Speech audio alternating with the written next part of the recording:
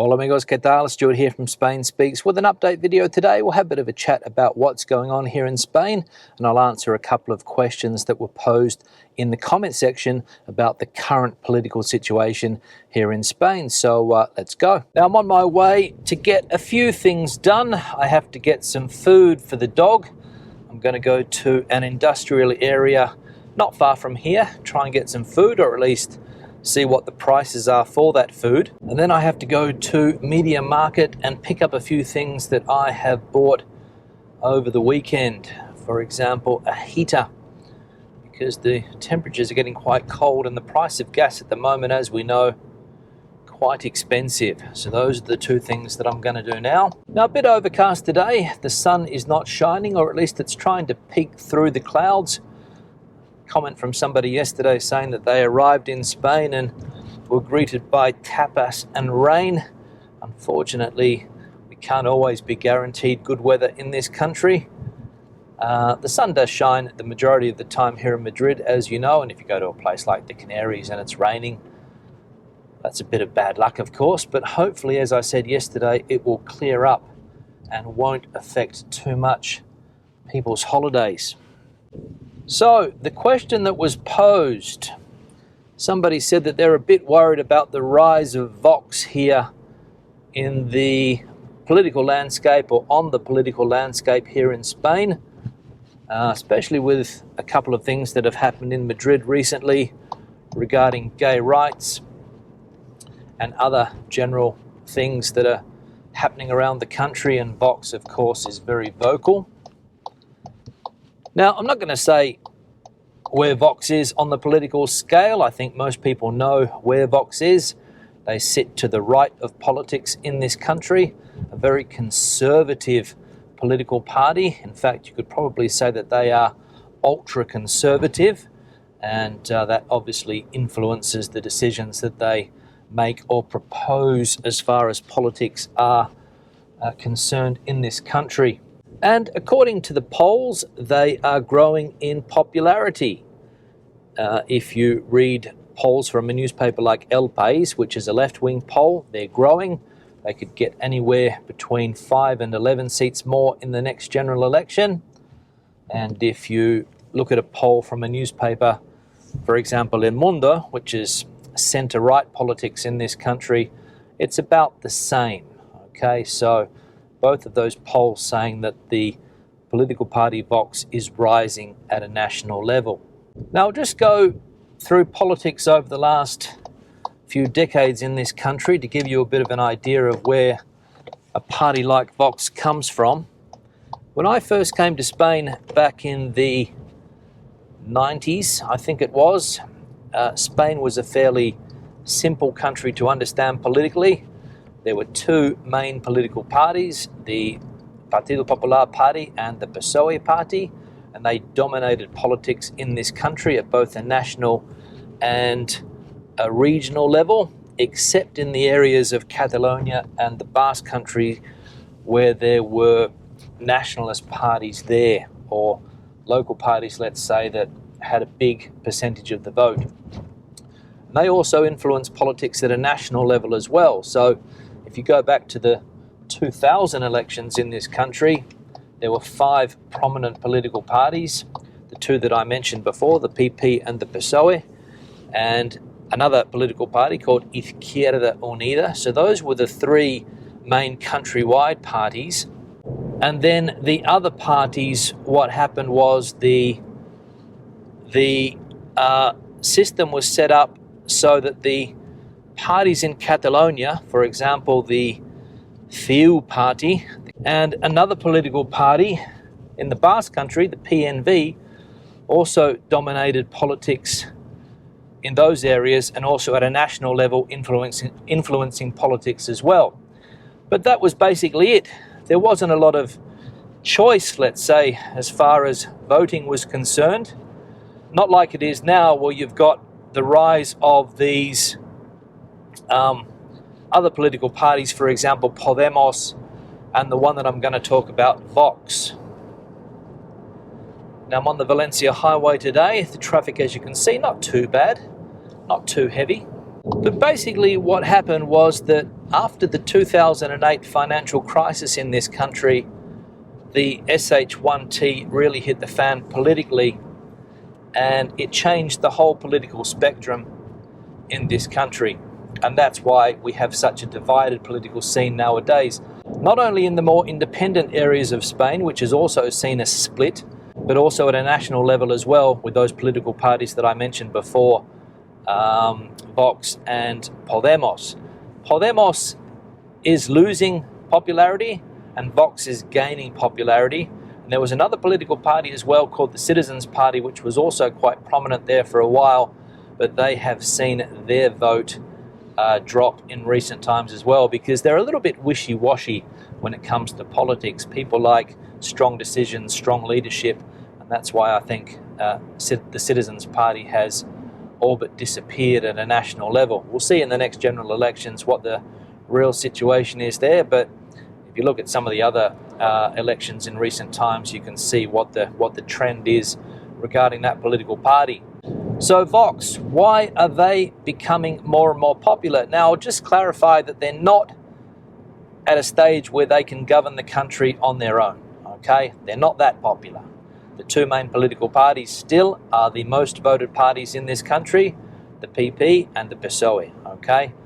But Vox is rising, and as I said, it's probably going to be the third dominant political party in this country by the time the next elections roll around. Now, I've got this place here on my left, so I'm just going to go in there. Now, I'm just going to go and check out this place for the dog food, so I'll pick the conversation back up when I finish. All right, dog food done and dusted, and time to hit Media Market.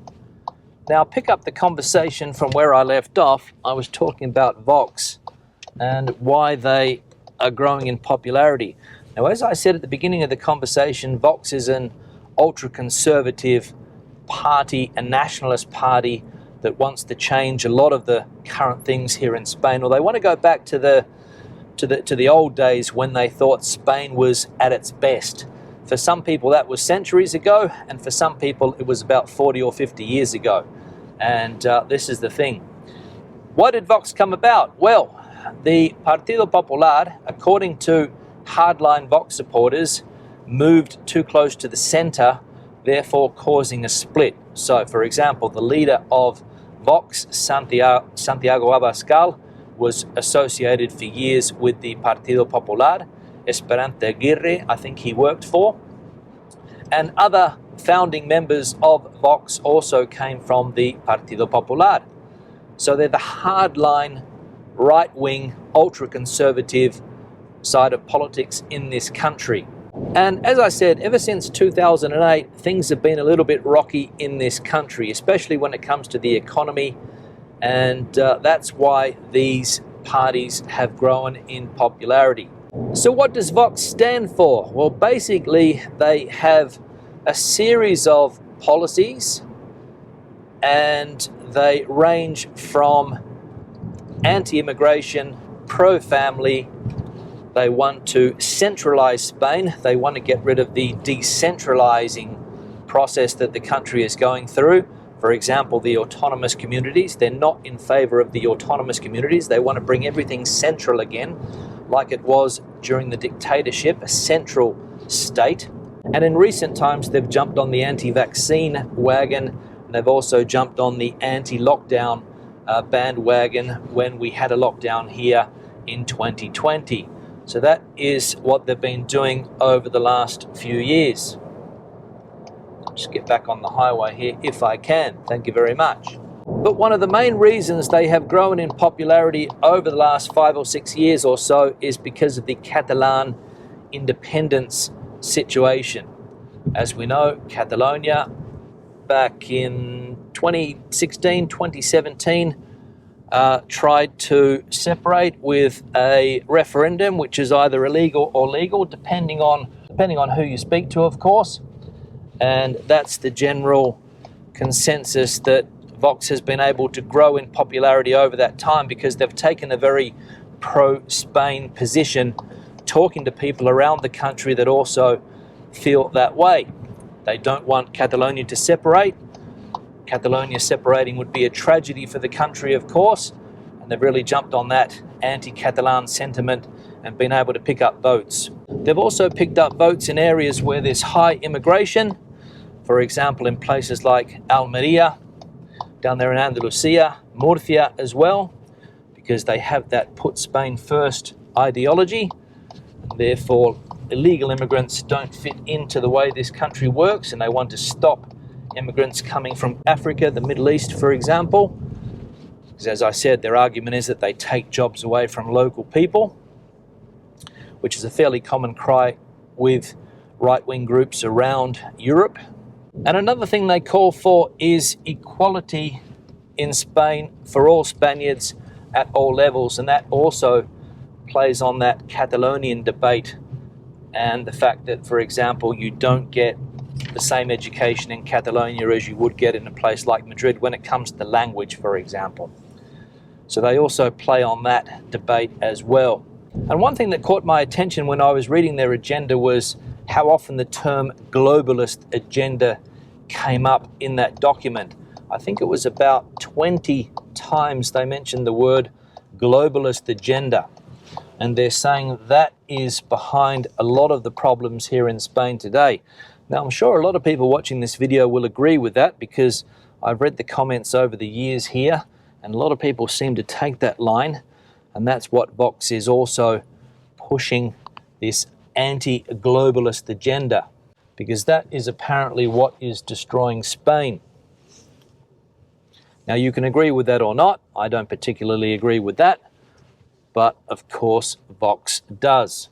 And as I said, it's part of their main agenda. So I'm at Media Market now, which is the last thing I have to do. So I'll start to wrap the video up. And I'll finish the video by saying that yes, Vox is an increasing force in Spanish politics, because they have a fairly broad range of policies that are attracting a lot of people. And of course, with all of the problems that are going on around the world at the moment, with the pandemic and the economy, all of those things, high inflation, Vox speaks to a lot of people. And as I mentioned a minute ago, they are on this globalist agenda bandwagon where these external forces are trying to destroy the Spain that they love. And basically that's what they want. They want a strong country, they want a unified country, they want a country where Spaniards come first, and they want a country where family comes first as well. And basically everything that attacks those values, for example, the unity of the country, the strength of the family, for example, homosexuality and things like that, attack the family. That's why they're anti that. So those are some of the reasons why the Vox political party is becoming more and more popular as the years go by. Will they be around forever? I don't know. Will the PP become stronger? I don't know. Time will tell. General elections next year, I believe. So we'll see how Vox does in those. Maybe they might hold the balance of power in the parliament. That's what people are predicting. Questions and comments, please leave them in the section below. Let us know what your opinions are on the political scene here in Spain, what you think the future of the political party Vox will be. Give the video a thumbs up if you liked it, thumbs down if you didn't. I'll see you in the next one. Hasta luego.